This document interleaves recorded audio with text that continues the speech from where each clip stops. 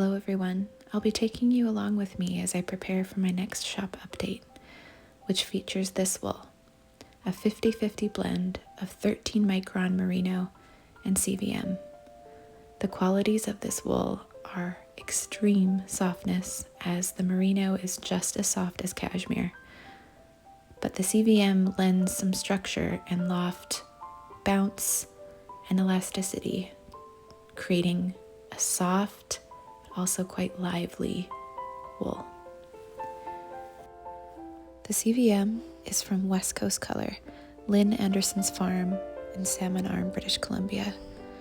And the Merino is thanks to Melissa from MellyKnits for putting me in touch with the contact to find it. The wool is a lovely tan to warm gray color. It's one of those colors that really does shift with the light, which makes it sort of magical in a way.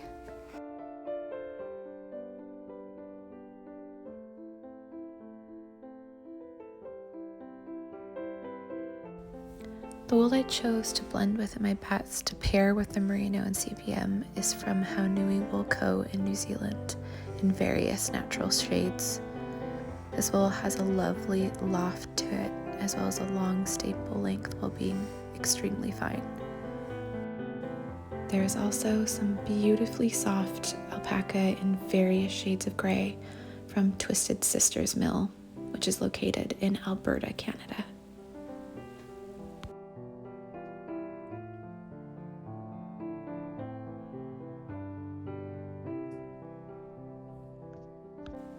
I hope that you'll enjoy coming along with me as I card up these bats and spin a sample yarn. In the end, I decided that this yarn would make a fantastic Traveller Cowl. So I'll be selling these wools in a kit so you can knit your very own. I hope you enjoy.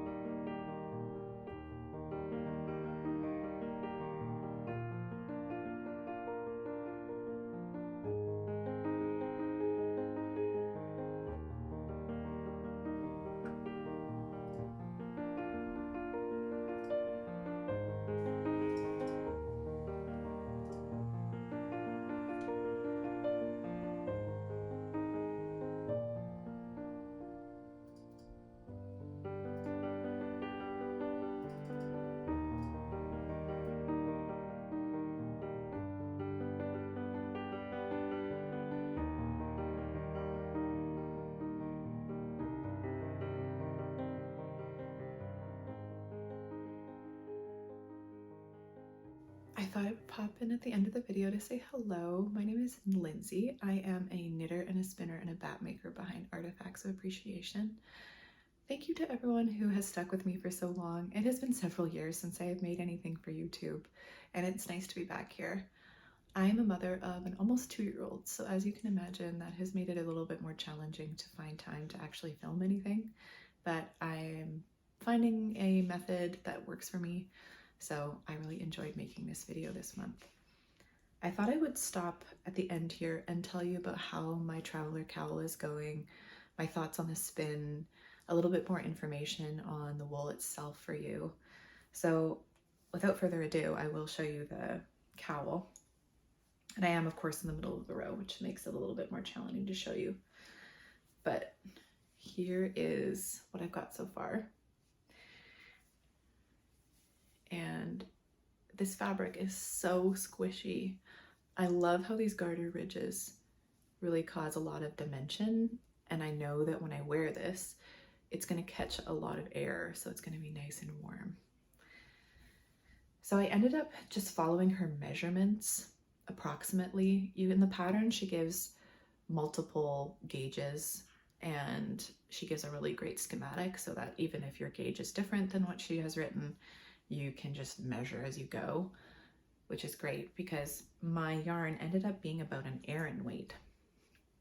And when I was spinning this sample, that's not what I intended. I wanted it to be a DK, but I think I was just in my automatic spinning mode, and which is to spin sometimes a little bit on the thicker side, like probably a heavy lace weight to a fingering weight. So it ended up being quite a bit thicker than I had anticipated it to be. And as a result, I'm a little nervous I'm going to run out of yardage. Thankfully, I have more of this wool, so if I need to spin myself a little extra, I can. And a few notes about this spin too. So when I originally envisioned how this is going to look, I was imagining a subtle stripe.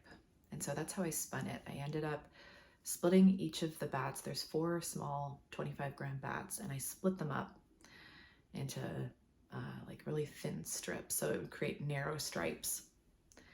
And then I 3-plied them with a solid color. And in the end, it created something that's extremely subtle. I'm not sure if you're even gonna be able to see on camera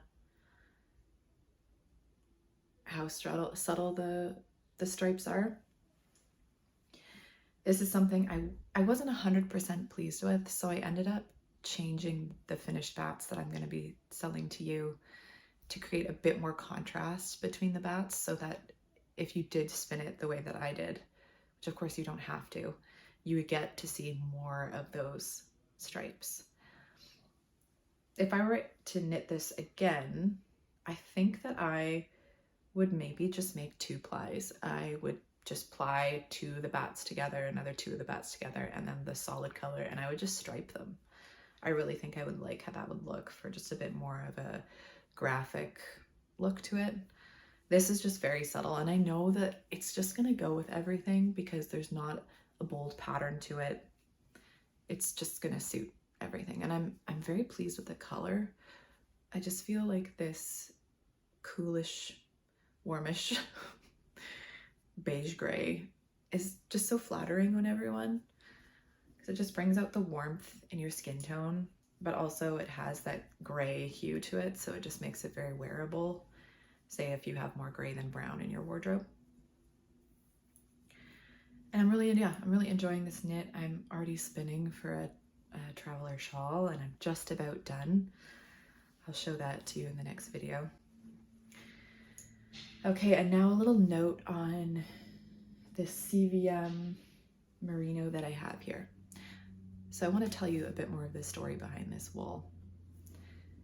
This wool was sent to Zeilingers wool mill in Michigan. And when I sent it to them, I didn't realize that they had a 20-pound minimum on their comb top.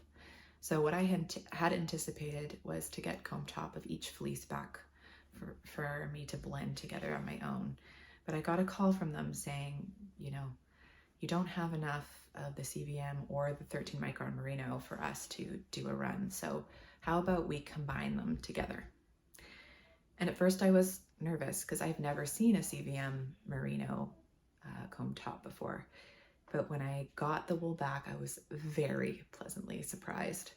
So what's happened is the merino, which is so soft, it's one of those wools that's so incredibly soft you almost can barely feel it. And then the CVM gave it some more body, because sometimes merino can be just very drapey or not seem to have that same elasticity that CVM can. And it created one of my most favorite colors. And it is really one of those ones that seems to shift depending on the light. When I look at it with my eyes right now, and it's morning light right now, I get a lot of warmth from it. And so it kind of leans to the more beige side, but in different lights it leans more gray. And I love that. One of the things I want to note and tell you about, because this was something I was a little concerned. Oh, I'm gonna have to pause for a moment. Sorry for the interruption there. My daughter is very much in a mommy all the time phase. Anyway, a few other things I want to note about the kits. So I made some changes to the kits after I did my sample spin, which is one of the reasons I do sample spins, because it kind of helps me know what I need to tweak or what's not working. And there's something I want to note, I think that's rather important, about this wool. So this is the CVM merino. I went to card with this and I was finding it was not going through my carder smoothly. It was creating texture in the finished bats. And I thought, okay, what is going on here? And some detective work had to be done. And I'd like to give a big thanks to Melissa, because she really helped me solidify my thoughts about this. And she did her own little detective work on it as well. So thanks so much, Melissa. I don't know if I mentioned Melissa from MellyKnits. Did I say that? Anyway, so it wasn't going through my carder smoothly. I didn't like the spin of the bat so much because it just had more texture than I had expected it would for a comb top.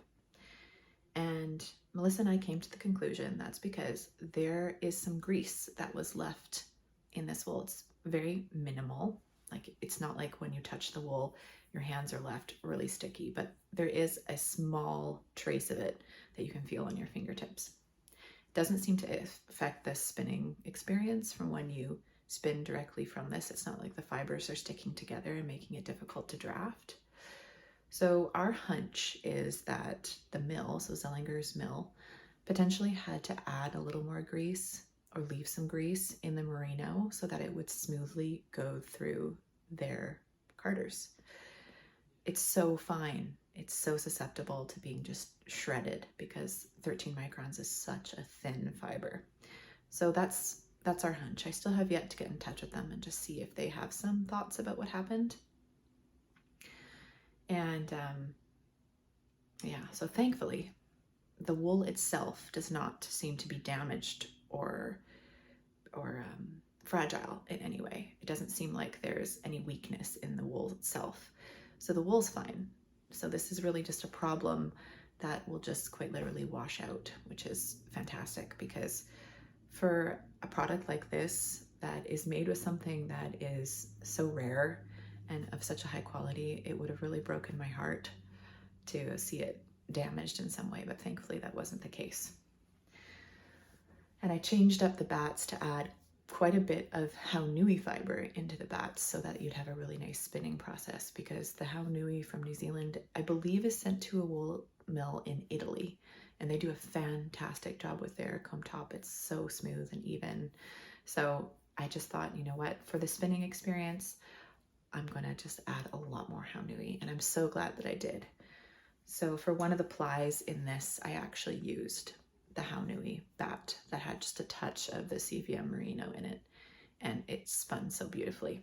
So that being said, even though my spin was quite textural, once I applied everything together, you can see how it just evened everything out.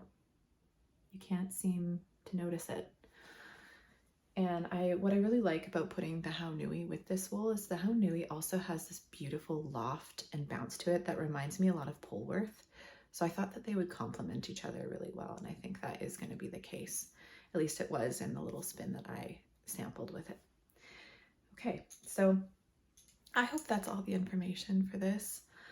And yeah, I will be posting the kits on February the 29th, leap year, at 10 a.m. Pacific Standard Time. And I'll be putting all the information down below so that you can find a link to my website and my Instagram where I share most of my news. I have just recently also started up a newsletter. I'm sorry it's been such a long time coming. It's just been finding the bandwidth to also write one on top of everything else. So you can sign up for the newsletter on my website as well. Anyway, thank you again so much for coming along with me, and I hope to see you in the next video. I will be filming more like this. I like this sort of process style vlog, and it's doable for me to film things in little stints. So thank you again so much for being here, and I'll see you next time.